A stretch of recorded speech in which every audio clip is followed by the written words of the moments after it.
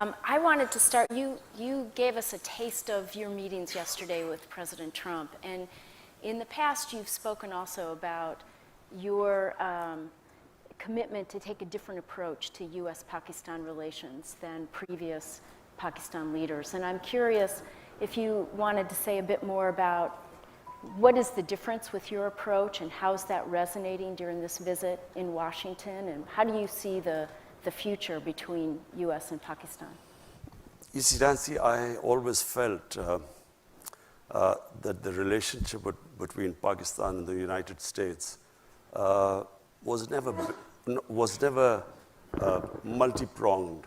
It was basically a transactional relationship. So, for instance, in the 80s, Pakistan was fighting the jihad against the Soviets. And so the US was helping Pakistan, was providing aid.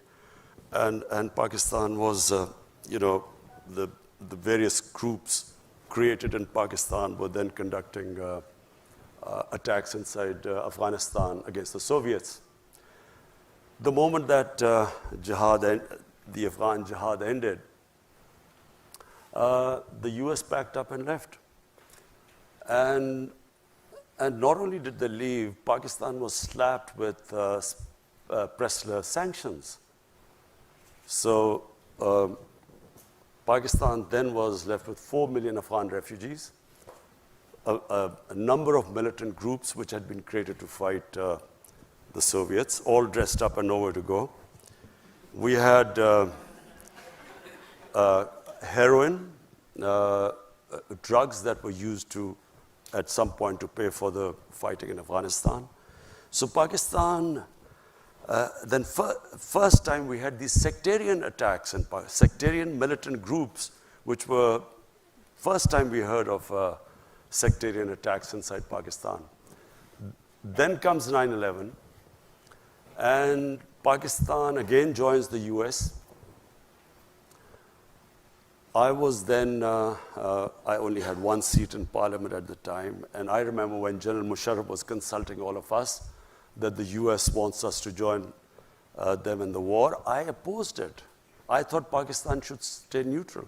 And I'll tell you why I thought Pakistan should stay neutral. We had created these jihadi groups in the 80s.